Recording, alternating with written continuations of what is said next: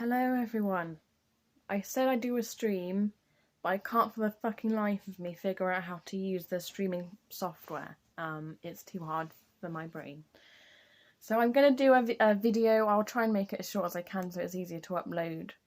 But this is going to be a video reflecting on the election just gone, asking questions, what can we do, how do we move forward, what does Jeremy Corbyn do, what does this mean for Brexit, etc, etc. Because I think we can all agree, those of us on the left, that last night was an absolute fucking clusterfuck.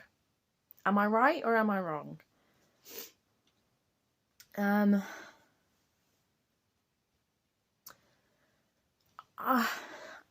I still am a slight, I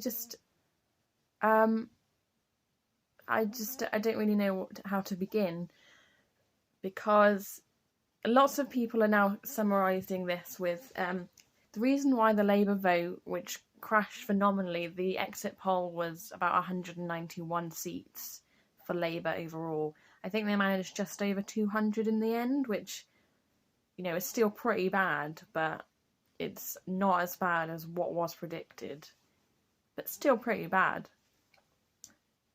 And then the Conservatives have managed to get 380 seats, I think, or 360 something. But it's well over a majority. Well over. They've got about an 80-seat majority. So Boris Johnson, as the Prime Minister, the duly elected Prime Minister of Great Britain and Northern Ireland, soon to be probably not including Scotland, and we'll talk about that later, is now he's elected Prime Minister, a Tory Conservative Prime Minister for you know, since 2010 and for the foreseeable 5 years. So that means that this country will have had a Conservative government consecutively for 15 years. Oh! Where did it all go wrong? That's what I'm trying to figure out. So, firstly, let's talk about Brexit, because that's the only thing at the moment I can figure out and talk about with some kind of sense of logic. Brexit was obviously the big thing in this election. I didn't think that it would be. I was channeling all of the different issues that Labour were putting across, that the Lib Dems were putting across, that the Greens were putting across, all the different values, all the different policies, you know, the environment, work, transport, public services, all those different types of things. But it soon became very clear that didn't matter to a lot of people. That just simply didn't matter. It was all about Brexit and getting Brexit done ultimately. I'm still speechless. I just don't know what to say to you guys. It's hard. It's hard to take it in, to be honest. I'm really disappointed. I'm really disappointed in this result. I thought that people would know better. I thought people would see sense. I thought that they would, you know, not vote against their own interests, basically. But they have done. And they saw it as, you know, two bad apples, basically. And they just picked the best of a bad bunch, I guess. I would not call Boris Johnson the best of a bad bunch by any stretch. But at the end of the day, what it seems like from the doorsteps and from public opinion was that traditional Labour voters could not bring themselves to vote for Jeremy Corbyn. They just couldn't do it. And to me, like, I don't understand the full reason why. I understand that his position on Brexit, yeah, that's very fluffed, very on the fence, not clear, not given clarity, but also like the anti-Semitism thing, which was never dealt with properly, and I think that some people, a lot of people, picked up on that. But yeah, and I think mainly Brexit. I think, and until someone who is vehemently against Jeremy Corbyn, or like just couldn't bring themselves to vote for him on this occasion, I'd just like to know why. Like, what are your reasons that you held your nose and put your cross next to Boris Johnson's name? After all the lies, after all the fake news, after all the mudslinging, the smearing, the constant attacks, the falsehoods, the misleading news stories, well, after all of that, you still thought, yep, still better than Jeremy Corbyn. I don't get it. And maybe that's why we lost, because we didn't, on the left in the Labour Party, just didn't see that coming, and we are yet to understand that and reflect upon it. So what was it about Jeremy Corbyn that just turned people straight off? What was it? Was it the fact that he just didn't resonate with like proper working class people? Was it his stance on Brexit that was annoying people? Was it his views about terrorism? And various different factors that, you know, all melted together to make him pretty much unelectable for the entire country. The membership elected him twice. The membership of the Labour Party elected him twice. They obviously like him, but it's a very different kettle of fish when you're talking about electing a prime minister or a leader for the country, because that's very different. And I think that's where we went wrong, because clearly Jeremy Corbyn isn't prime minister material any longer. I don't know if he ever was, but he certainly isn't now. So yeah, two factors, Brexit and Corbyn, were the two main players in this absolute disaster. So Brexit, so what I did a little video on the night, during the night, I don't know if you saw it, but I basically took it as all of the leave vote, everybody that voted to leave the EU in June of 2016, they won 52% of the vote. They got the most votes, and for 3.5 years, ever since then, there's just been dither and delay, and for good reason, I think, in my opinion. But to them, it just seems like, why can't you just get on with it and do what we asked you to do?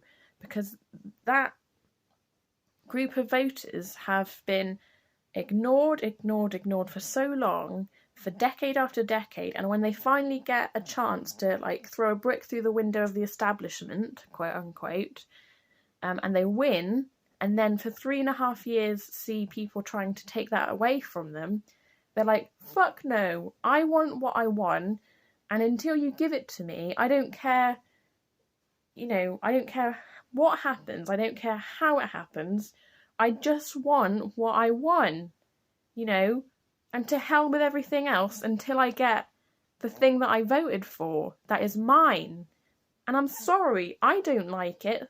A lot of people out there may really hate that, but we've been patronising them for so long. We've been telling them, you know what, you voted the wrong way. I think I know better than you, so I'm going to try with everything I can to try and deny you that victory. That's what that was. And everybody was like, no, if you're not going to give me what I want, I'm going to take my vote away from you and I'm going to give it to somebody else. and they're going to get all of the votes. As long as that party does what I want, I'm going to vote for them. So fuck you. That's basically what tonight was about. A fuck you, Labour. You're not doing what I want. I'm going to vote for the party that will do what I want, or at least says is going to do what I think that I want. That's basically it. It's depressing, isn't it? It's very depressing. I hate watching people being lied to. I hate seeing people say that they like being lied to, because I've definitely seen that across these last few months. People are unwilling to admit they made a mistake, and instead of admitting to it, say that they enjoy being lied to, instead of, wanting to accept the reality, which is that I think Brexit will be an absolute disaster for this country. Scotland's already strongly thinking about leaving the Union, which it probably will do in the next few years, given the strong majority that Boris Johnson's just been given. And we'll sail off into the abyss as a ultra right-wing conservative nation that is just utterly divided and cannot reconcile itself. It's fucking sad. It's so sad. If you think about the state of this country right now, as a result of Brexit, as a result of conservative policies over the past decade, it's a sorry sight. It really is a sorry sight if you think of the NHS, of public service cuts, of homelessness, of food banks, of single mothers unable to pay bills, unable to feed their kids, having to ask for handouts, going on benefit, universal credit, landlords asking for, uncapped, rent, etc. It's terrible. It's terrible, terrible, terrible. I'm so sorry. I feel the need to apologise. I want to apologise to every single Labour voter who has always voted Labour, has not even considered the possibility of voting Tory until yesterday, where they felt that they had to because Labour had not reached out to them enough, and obviously did not do a good enough job in listening to them. I'm sorry. I am sorry from the bottom of my heart that you felt that you were not being listened to by the people that should have had your best interests at heart. I am deeply, deeply sorry. But hey, get Brexit done. Isn't that right?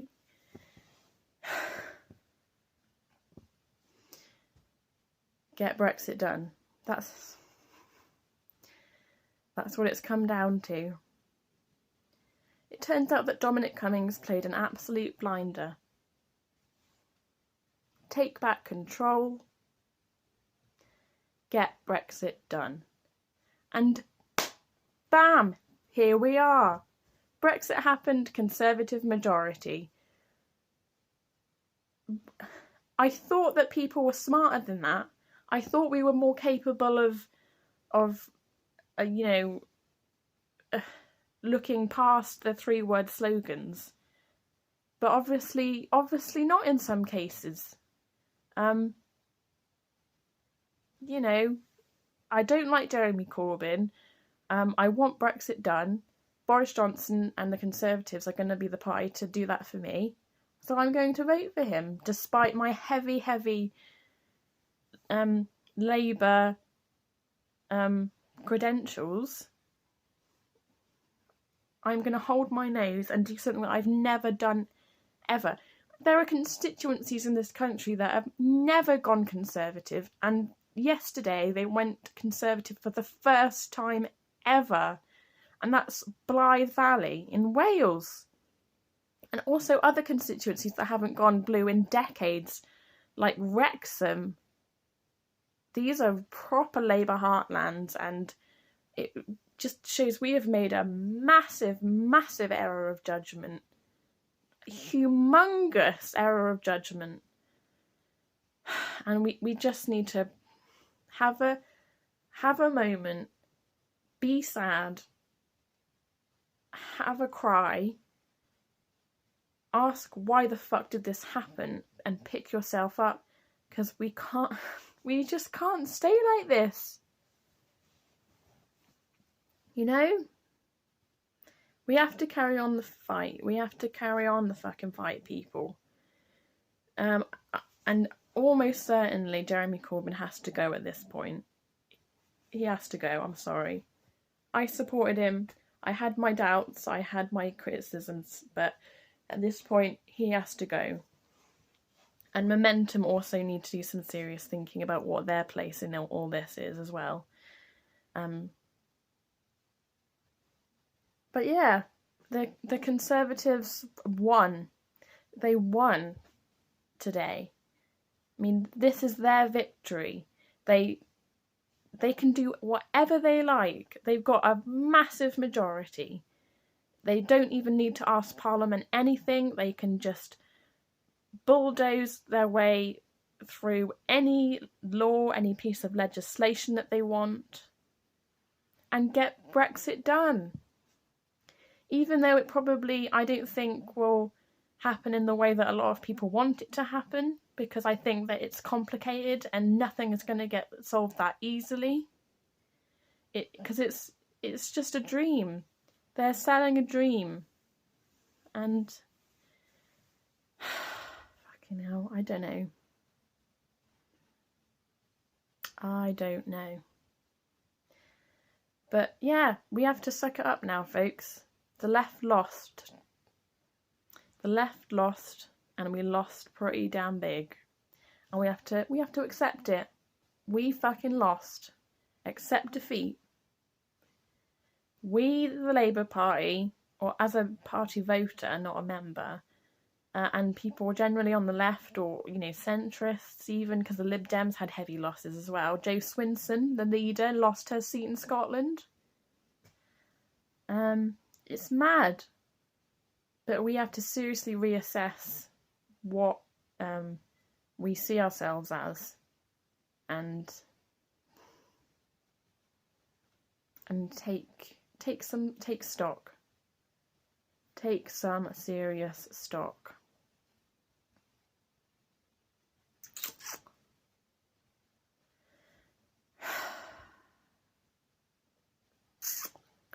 I don't know what else to say. What a day. What a sorry day. And I just really feel for all of these people who not only voted against their own interests. I feel sorry for those people, but all the people that are going to suffer as a result of these ongoing Tory policies. Homelessness, disabled, people on benefits, just about managing. It's going to carry on. There's no sign of stopping. You know, the pledges to invest more in public services, I just think is bollocks. And I don't know. I work in the public sector. I work in public services, and I'm worried about what is going to happen in the next 5 years. So there you go.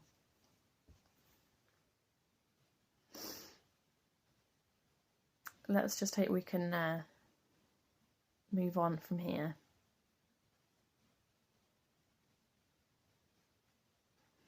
What a sorry day.